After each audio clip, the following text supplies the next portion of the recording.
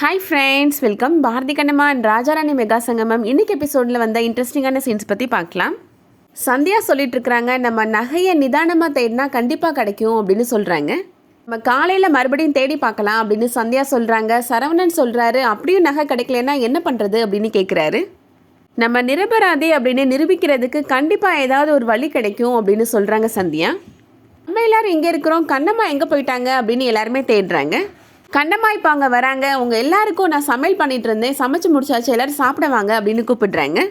உங்களுக்கு எதுக்குங்க வீண் சிரமம் அப்படின்னு சொல்கிறாங்க சந்தியா. பரவாயில்ல சந்தியா, ஏன் வீடாக இருந்தால் நான் வேலை பார்க்க மாட்டேன்னா அப்படின்னு கண்ணம்மா சொல்கிறாங்க. அடுத்ததான் இப்போ சௌந்தர்யா கண்ணம்மாவுக்கு கால் பண்ணுறாங்க.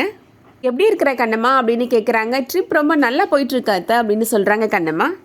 நாங்கள் இங்கே இருக்கிறதுனால எங்களுக்கு எந்த பிரச்சனையும் தெரியாதுன்னு நினைக்கிறியா கண்ணம்மா அப்படின்னு கேட்குறாங்க சௌந்தர்யா. அந்த சாமியார் விவகாரத்தை பற்றி எங்களுக்கும் தெரியும் கண்ணம்மா அப்படின்னு சொல்கிறாங்க. பயப்படாதீங்க தான், அதெல்லாம் சரியாயிடும் அப்படின்னு கண்ணம்மா சொல்கிறாங்க. நான் தனியாக வந்திருந்தா கூட பயந்துருப்பேன், இப்போ உங்களோட மகனும் கூட தானே இருக்கிறாரு, எனக்கு அதனால பயம் இல்லைத்த அப்படின்னு சொல்கிறாங்க கண்ணம்மா. இந்த விஷயத்துலையாவது அவன் உனக்கு சப்போர்ட்டிவாக இருக்கிறானாமா அப்படின்னு சௌந்தர்யா கேட்குறாங்க. அவரே நிறையா தடவை நான் உன் கூட இருக்கிறேன், பயப்படாதன்னு எனக்கு சொல்லியிருக்காருத்த அப்படின்னு சொல்கிறாங்க கண்ணம்மா.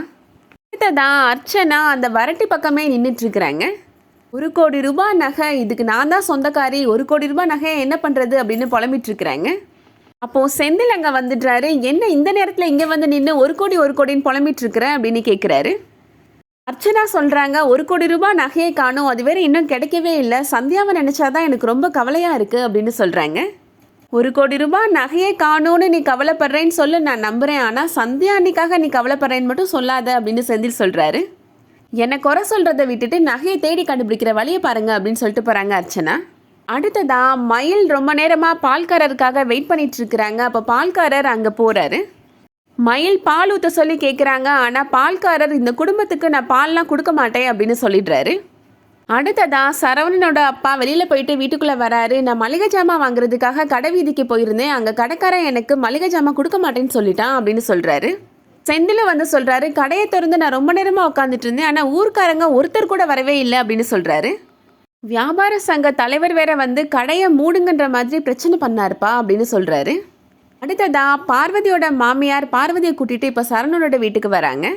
பார்வதி மாமியார் சொல்கிறாங்க, சாமியார் விவகாரம் எங்கள் ஊர் வரைக்கும் தெரிஞ்சு போச்சு அப்படின்னு சொல்கிறாங்க. அதனால எங்கள் குடும்பத்தை எல்லாரும் ஒதுக்கி வைக்கிறதுக்கு பார்க்குறாங்க அப்படின்னு சொல்கிறாங்க.